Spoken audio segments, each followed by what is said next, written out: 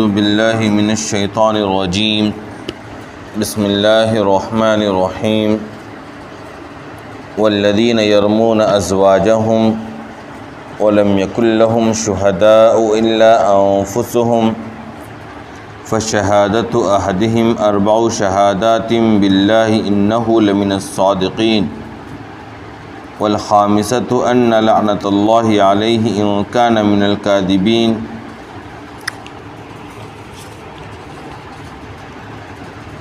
ويدرؤ عنها العذاب أن تشهد 4 شهادات بالله إنه لمن الكاذبين والخامسة أن غضب الله عليها إن كان من الصادقين ولولا فضل الله عليكم ورحمته وأن الله تواب حكيم۔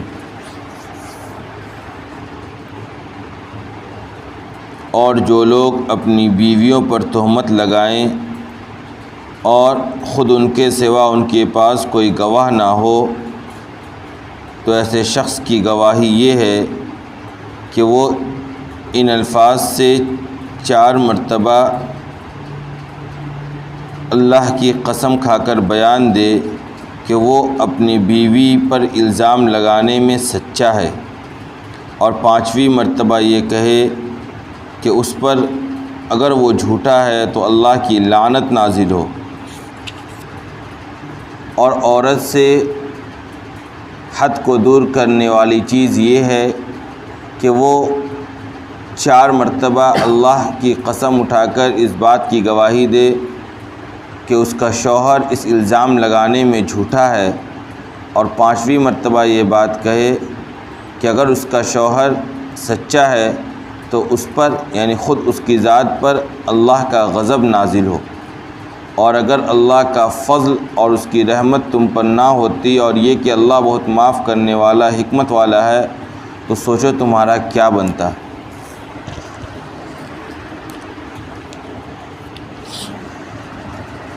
سورہ نور کی تفسیر چل رہی ہے، ان کو اٹھائیے تو ان کو اٹھ جائیے، صبح ہو گئی۔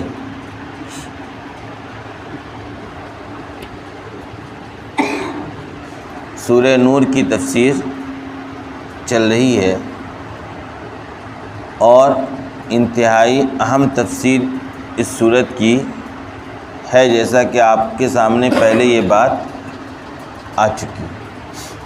اس سورت کے اندر خاص طور پر حدود کا بیان ہے، اور میں نے آپ کو یہ بات بتلائی تھی کہ حد اور حدود ان سزاؤں کو کہتے ہیں جس کو خود شریعت نے اپنی طرف سے متعین فرما دیا ہے، اور جن سزاؤں کے بارے میں شریعت نے قاضی اور امیر کو اختیار دے رکھا ہے کہ وہ اپنے ثوابدید کے اعتبار سے کسی بھی جرم کے روک تھام کے لیے جو سزا متعین کرنا بہتر سمجھے وہ کرے، تو ان سزاؤں کو شریعت کی اصطلاح میں تعزیرات کہتے ہیں۔ سورہ نور کا آغاز ہوا تو سب سے پہلے حد زنا کا بیان ہوا۔ کس چیز کا ہوا؟ حد زنا کا بیان آیا کہ اگر کوئی غیر شادی شدہ مرد یا غیر شادی شدہ عورت اس جرم کا ارتکاب کرتے ہوئے پائی جائے تو اس کے اوپر حد زنا نافذ ہوگا، اور حد زنا ہے 100 کوڑے، اور اگر شادی شدہ مرد یا شادی شدہ خاتون کی طرف سے اس جرم کا ارتکاب پایا جائے تو اس کے اوپر رجم نافذ ہوگا، اور رجم کہتے ہیں سنسار کرنے کو۔ اس کے بعد دوسری آیت کے اندر حد قذف کا بیان آیا۔ کس چیز کا آیا؟ حد قذف کا بیان۔ حد قذف کا مطلب یہ ہے کہ اگر کوئی کسی مرد یا خاتون پر زنا کا تہمت لگائے، اور زنا کی تہمت لگانے کے بعد اس تہمت کو ثابت کرنے کے لیے شریعت نے جو شرائط متعین کر رکھے ہیں، اور وہ کیا ہے؟ کم از کم 4 عینی گواہ موجود ہوں۔ اگر وہ شخص 4 عینی گواہ موجود نہ کر پائے، 4 گواہ حاضر نہ کر پائے، تو پھر اب ان تہمت لگانے والوں پر حد قذف جاری ہوگا۔ جو لوگ یہ تہمت لگا رہے ہیں کہ فلاں مرد یا فلاں خاتون کیا ہے؟ زنا کے اندر مبتلا ہے یا انہوں نے اس جرم کا ارتکاب کیا ہے تو ان لوگوں پر، اس تہمت لگانے والوں پر حد قذف جاری ہوگا اگر یہ 4 گواہ کو جمع نہ کر سکیں۔ اور حد قذف کیا ہے؟ 80 کوڑے۔ کتنے ہیں؟ 80 کوڑے۔ تو آپ کے سامنے یہ بات آئی پچھلی تفسیر کے اندر کہ زنا کے ثبوت کے لیے شریعتاً کم از کم 4 گواہوں کا ہونا ضروری ہے۔ آگے بات سمجھ میں؟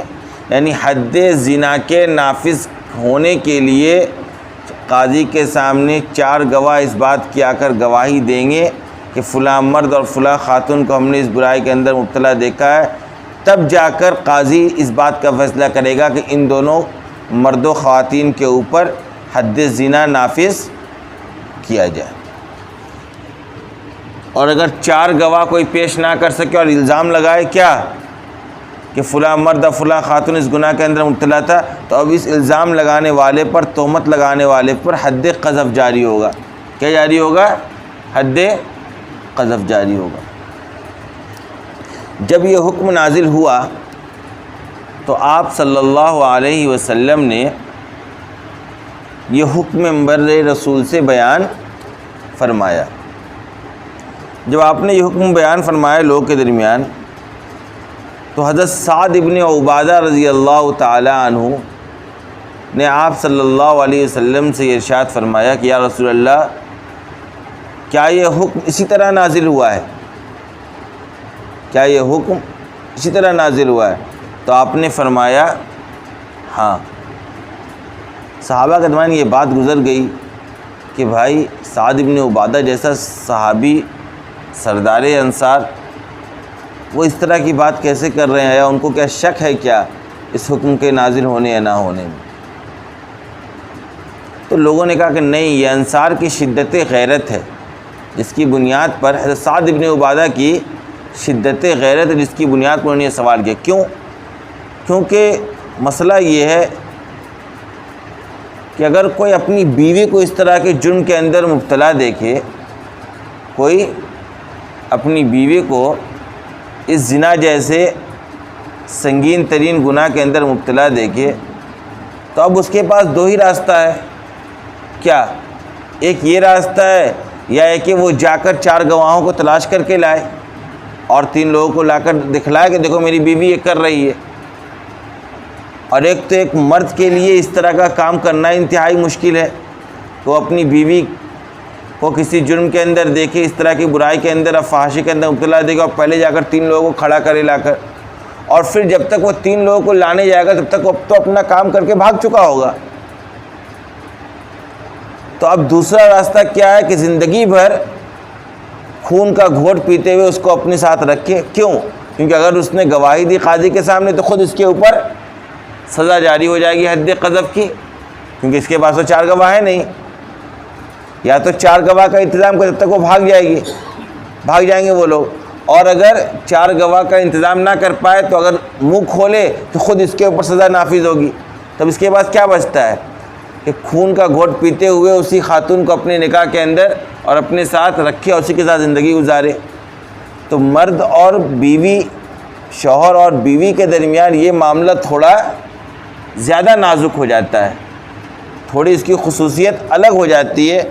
عام لوگوں کو آپ نے دیکھا کہ اس طرح کے گناہ کے اندر مبتلا ہے اور آپ نے دیکھ لیا، لیکن آپ کے پاس 4 گواہ موجود نہیں ہیں یا 3 لوگ اور دیکھنے والے نہیں ہیں، تو آپ خاموش رہیں، کچھ نہ بولیں، کہیں کوئی فرق پڑ رہا ہے؟ اگر آپ منہ کھولیں گے تب نہ آپ کے اوپر حد قذف جاری ہوگی، اور آپ منہ نہیں کھولیں گے تو کوئی بات نہیں، خاموش رہیے۔ لیکن اپنی بیوی کے ساتھ خاموش رہنے کا مطلب ہم اور آپ سمجھ سکتے ہیں۔ اپنی بیوی کے ساتھ خاموش رہنے کا مطلب یہ ہے کہ خون کا گھونٹ پیتے ہوئے اس کے ساتھ زندگی کو گزارا جائے۔ تو یہ مسئلہ صحابہ کے سامنے آیا اور صحابہ اس پہلو سے اس مسئلے کے اوپر غور کرنا صحابہ نے شروع کیا۔ اب اتفاقاً ہوتا یہ ہے کہ ایک صحابی تھے حضرت ہلال ابن امیہ رضی اللہ تعالیٰ عنہ۔ کون تھے؟ حضرت ہلال ابن امیہ رضی اللہ تعالیٰ عنہ۔ انہوں نے دیکھا خود کہ ان کی بیوی کسی غیر مرد کے ساتھ اس جرم کا ارتکاب کر رہی۔ اب وہ صحابی آتے ہیں آپ صلی اللہ علیہ وسلم کی خدمت میں، اور آنے کے بعد یہ واقعہ بیان کرتے ہیں۔ کیا کرتے ہیں؟ یہ واقعہ بیان کرتے ہیں۔ تو آپ صلی اللہ علیہ وسلم ان سے کہتے ہیں کہ دیکھو تم اچھی طرح سوچ لو، سمجھ لو، کیا تم جیسا کہہ رہے ہو ویسا ہی واقعہ ہوا ہے؟ اور چونکہ تمہارے پاس 3 گواہ تو ہے نہیں، تو اب تمہارے اوپر حد قذف جاری ہوگا، کیونکہ تم اپنی بیوی کے اوپر تہمت لگا رہے ہو۔ حضرت ہلال ابن امیہ رضی اللہ تعالیٰ عنہ نے کہا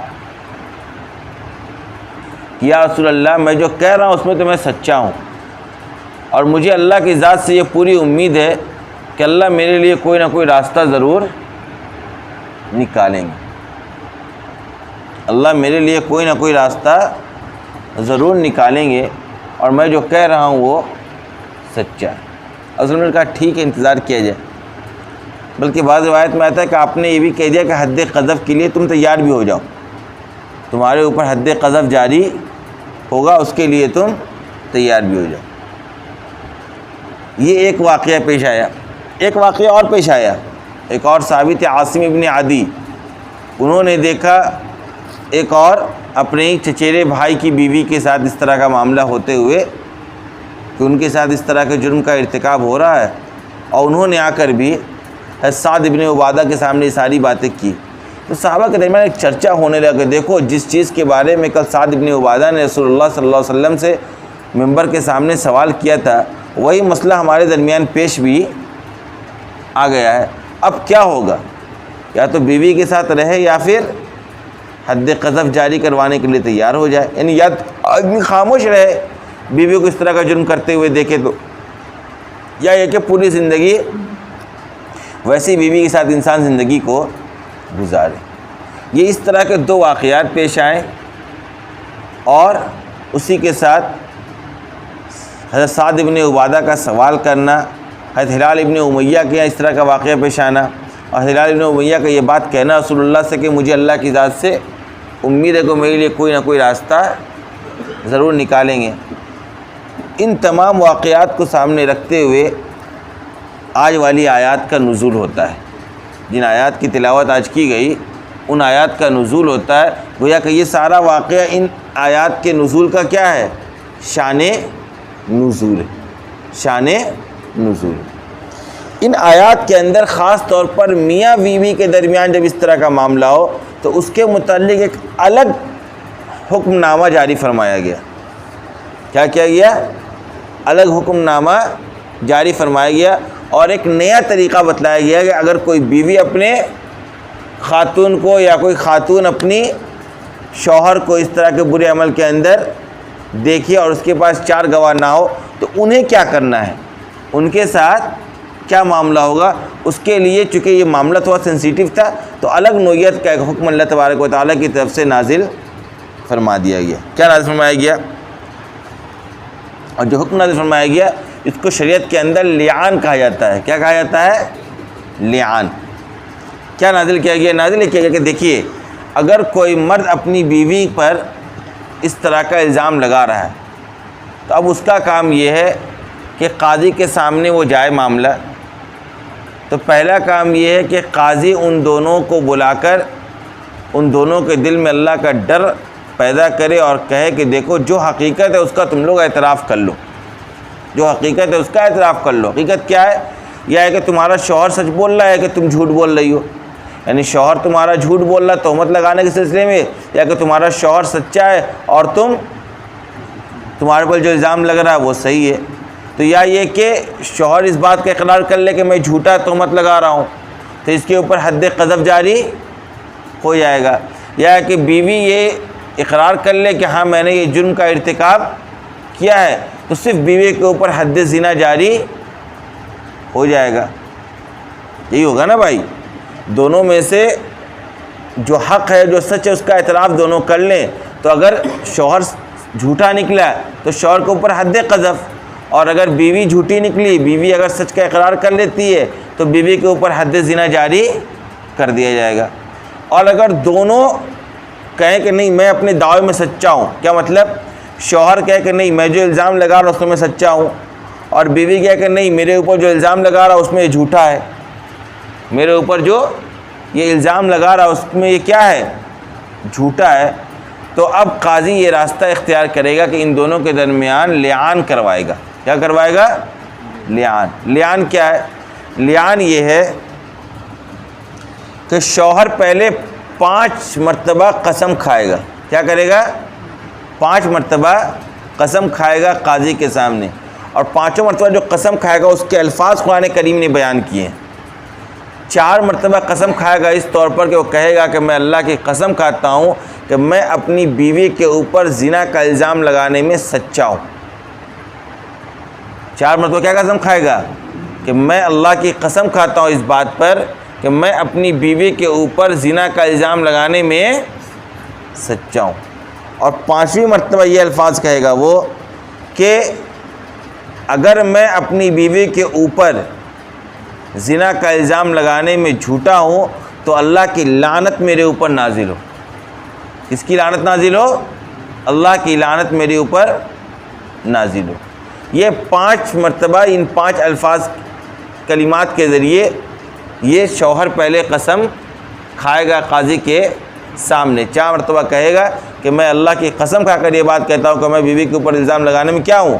سچا ہوں. اب 5ویں مرتبہ یہ بات کہے گا کہ میں اگر میں جھوٹا ہوں اس الزام میں تو میرے اوپر اللہ کی لعنت نازل ہو.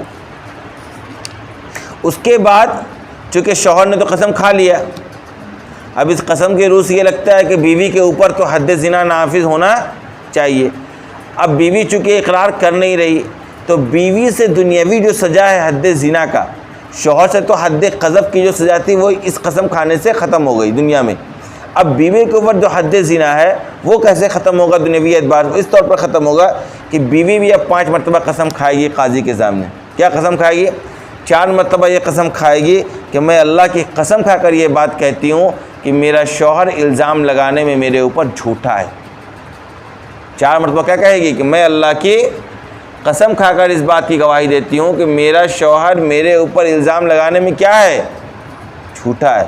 اور 5ویں مرتبہ یہ بات کہے گی قسم کے اندر کہ اگر میرا شوہر اس الزام لگانے میں سچا ہے تو میرے اوپر اللہ کا غضب نازل, میرے اوپر اللہ کا غضب نازل ہو. اس طریقے سے 5 مرتبہ دونوں سے قاضی قسم لے گا. اب اس قسم کھانے کے نتیجے میں یہ ہوگا کہ شوہر کے اوپر سے حد قذف ختم ہو جائے گا اور بیوی کے اوپر سے حد زنا ختم ہو جائے گا. یعنی دنیاوی سزا کے طور پر نہ شوہر کو 80 کوڑے لگیں گے تہمت لگانے کے سلسلے میں, اور نہ بیوی کے اوپر 100 کوڑے لگیں گے زنا کرنے کے سلسلے میں. کیوں؟ وہ دونوں مکھر گئے. وہ بھی کہہ رہا کہ میں تہمت میں سچا ہوں, یہ بھی کہہ رہی کہ میرے اوپر الزام جو لگا اس میں وہ میرا شوہر جھوٹا ہے. تو نہ تہمت مکمل طریقے سے ثابت ہو پایا اور نہ ہی زنا ثابت ہو پایا. تو اب ان دونوں کے درمیان سے ان دونوں کے اوپر نافذ ہونے والی دنیاوی سزا ختم ہو جائے گی. اس کے بعد قاضی ان دونوں کے درمیان نکاح کو فسخ کروا دے گا. یعنی اب زندگی بھر کے لیے یہ خاتون اس شوہر کے لیے حرام قرار دے دی جائے گی. اب زندگی بھر کے لیے یہ خاتون اس شوہر کے اوپر حرام قرار دے دی جائے گی اور قاضی وقت ان دونوں کے درمیان نکاح کو فسخ کر دے گی. آگے بات سمجھ میں؟ میاں بیوی کے درمیان اگر اس طرح کا الزام ہو تو پھر شریعتاً یہ فیصلہ ان کے درمیان قاضی کرے گا کہ دونوں سے قسم لے گا, اور قسم لینے کے بعد ان دونوں کے درمیان نکاح کو فسخ کروا دے گا اور ان دونوں کو الگ الگ جدا کر دے گا. اور اگر اس کے بعد اس سے کیا ہوتا ہے, اس خاتون سے اگر کوئی اولاد پیدا ہوتی ہے تو وہ اولاد صرف اور صرف ماں کی طرف منسوب کیا جائے گا, صرف اور صرف ماں کی طرف منسوب کیا جائے گا. باپ سے اس کا نسب ثابت نہیں کیا جائے گا, اور شریعتاً نہ اس بچے کو ولد الزنا کہا جائے گا اور نہ اس خاتون کو زانیہ کہا جائے گا. کیوں؟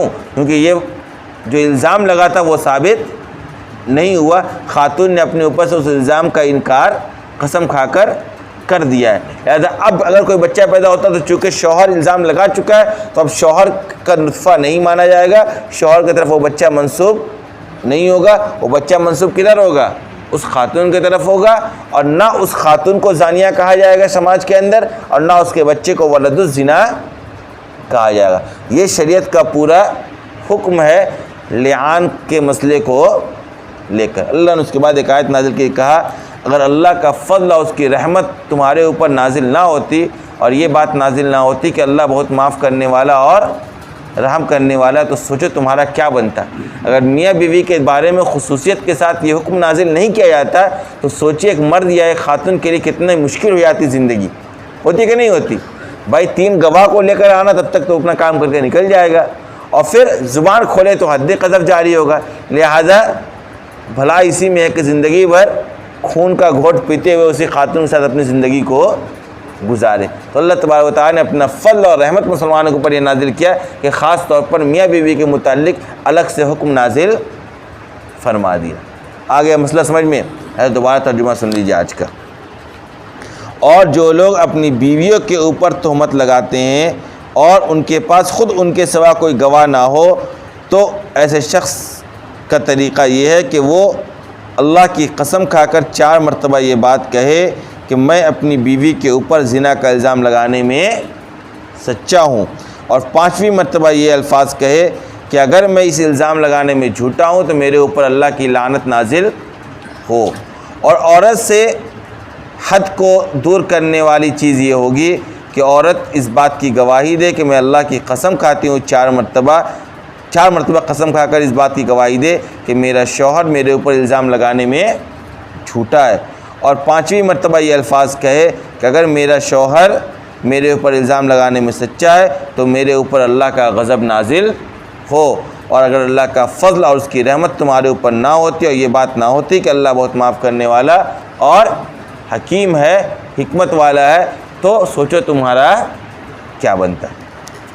جب یہ آیتیں نازل کر دی گئیں تو آپ صلی اللہ علیہ وسلم نے حضرت ہلال ابن امیہ رضی اللہ تعالیٰ عنہ کو بلاوا بھیجا، ان کو بلا کر کہا کہ دیکھو اللہ تبارک و تعالیٰ نے تمہارے مسئلے کے متعلق آیات اور احکامات نازل فرما دی۔ اس کے بعد ہوتا یہ کہ آپ صلی اللہ علیہ وسلم حضرت ہلال ابن امیہ ان کی بیوی کو طلب کرتے ہیں، وہ دونوں حاضر ہوتی ہیں، اور جو طریقہ اس میں بتلایا جاتا ہے اسی طریقے کے اعتبار سے آپ صلی اللہ علیہ وسلم پہلے تو کہتے ہیں کہ تم دونوں میں سے کوئی اعتراف کر لے حقیقت کا، یا کہ شوہر کہہ دے کہ میں جھوٹا الزام لگا رہا ہوں تو شوہر کے اوپر حد قذف جاری کر دیا جائے گا، معاملہ ختم، یا ہے کہ بیوی اس بات کا اقرار کر دے کہ میرا شوہر میرے اوپر صحیح الزام لگا رہا ہے تو اس کے اوپر حد زنا نافذ ہوگا اور مسئلہ یہاں پر ختم ہو جائے گا۔ تو ان دونوں میں سے کوئی اعتراف کرنے کو، یعنی وہ کہہ رہے کہ میں سچا ہوں اور بیوی بھی حد زنا کا اعتراف کرنے کے لیے تیار نہیں ہوئی، تو آپ نے کہا کہ ہلال تم پہلے 5 مرتبہ ان الفاظ کے ذریعے قسم کھاؤ۔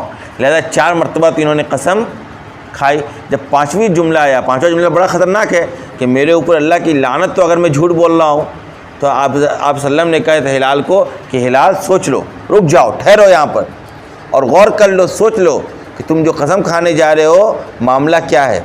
ایسا تو نہیں تم جھوٹا الزام لگا رہے ہو اور صرف تمہاری رسوائی نہ ہو اس وجہ سے تم اب بالکل قسم کھانے کو تیار ہو، تو تم سوچ لو اور سوچ سمجھ کر جملہ استعمال کرو۔ ہلال بن امیہ نے کہا کہ میں بالکل سوچ چکا ہوں، وہ 5ویں مرتبہ بھی ان الفاظ کے ذریعے قسم کھا لیتے ہیں۔ اس کے بعد آپ صلی اللہ علیہ وسلم ان کی بیوی کو کہتے ہیں کہ اب تمہاری باری ہے، تم یا تو اعتراف کر لو تو حد زنا تمہارے اوپر نافذ ہوگا، مسئلہ ختم ہو جائے گا، یا ہے کہ تم قسم کھاؤ پھر۔ لہٰذا وہ بھی 4 مرتبہ قسم کھا لیتی ہیں۔ جب 5ویں مرتبہ قسم کھانے کے یہ الفاظ آتے ہیں کہ اللہ کے میرے اوپر کیا ہو، غضب نازل ہو، اگر میرا شوہر اگر جھوٹا سچا ہے، تو آپ صلی اللہ علیہ وسلم ان کو بھی کہتے ہیں کہ دیکھو، آپ دیکھیے سطر دیکھیے، حدیث کی کتابوں میں کہیں حضرت ہلال ابن امیہ کی بیوی کا نام کا تذکرہ نہیں کیا گیا ہے۔ یہ اسلام کی طرف سے عورتوں کا پردہ، اگر نام کا تذکرہ کیا جاتا آج کوئی نام لے کر ان کی طرف اس عمل کو منسوخ کر رہا ہوتا، لیکن حدیث میں ان کا نام کا تذکرہ موجود نہیں، صرف حضرت ہلال ابن امیہ کی بیوی کا تذکرہ ہے کہ بیوی تھی، کون بیوی تھی ان کا نام ذکر نہیں کیا گیا۔ یہ اللہ کی طرف سے پردہ پوشی کی گئی ہے کسی خاتون کی۔ تو کہنے لگے 5ویں مرتبہ اللہ کے رسول نے روکا کہ سوچ لو کہ تم کیا کرنے جا رہی ہو، اللہ کی یہ قسم کھانا کہ اللہ کی غضب میرے اوپر نازل ہوگا، میرا شوہر سچا ہے تو یہ معمولی بات تو نہیں. اللہ کی غضب کا خود سے اپنے اوپر کیا کرنا, اپنے اوپر اپنے لیے بد دعا کرنا, اللہ کی لعنت اور اللہ کی غضب کا, یعنی خود سے اللہ کی سزا کا اپنے لیے جواز نکالنا, یہ آسان مسئلہ تو ہے نہیں. اور اللہ کے رسول نے یہ بھی کہا کہ دیکھو دنیاوی سزا کے مقابل آخرت کی سزا زیادہ سخت ہے. ارے دنیا میں 100 کوڑے پڑیں گے, شادی شدہ اور رجم کر دیا جائے گا, لیکن آخرت میں جو سزا ملنے والی وہ انتہائی سخت ہے. تم جو جھوٹ بولو گے اور جھوٹی قسم کھاؤ گے تو اس کا جو حال وہ ہوگا, اور پھر اگر تم نے گناہ کیا بھی ہے تو کل قیامت کے دن سزا ملے گی, اس کا تو اندازہ نہیں لگایا جا سکتا ہے. تو اللہ کے رسول نے کہا دیکھو سمجھ لو, دنیاوی سزا کے آخرت کے مقابلے میں دنیاوی سزا کوئی حیثیت نہیں رکھتی ہے.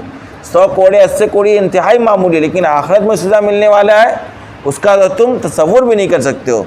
اس خاتون نے کہا کہ نہیں, میں نے بھی سوچ لیا ہے, لہذا وہ بھی 5ویں مرتبہ قسم کھا لیتی ہیں. اس کے بعد جو حکم ہے کہ قاضی کیا کرے گا, ان دونوں میاں بیوی کے درمیان نکاح کو فسخ کر دے گا. تو آپ نے یہی کیا, ان دونوں کے نکاح کو ختم کر دیا, اور آپ نے حکم نامہ جاری فرما دیا کہ اب اگر کوئی بچہ پیدا ہوگا تو وہ صرف ماں کی طرف منسوب ہوگا, باپ کی طرف اس کی نسب ثابت نہیں ہوگی. لیکن شریعتاً نہ اس خاتون کو زانیہ کہا جائے گا اور نہ اس کے پیٹ سے پیدا ہونے والے بچے کو ولد الزنا کہا جائے گا.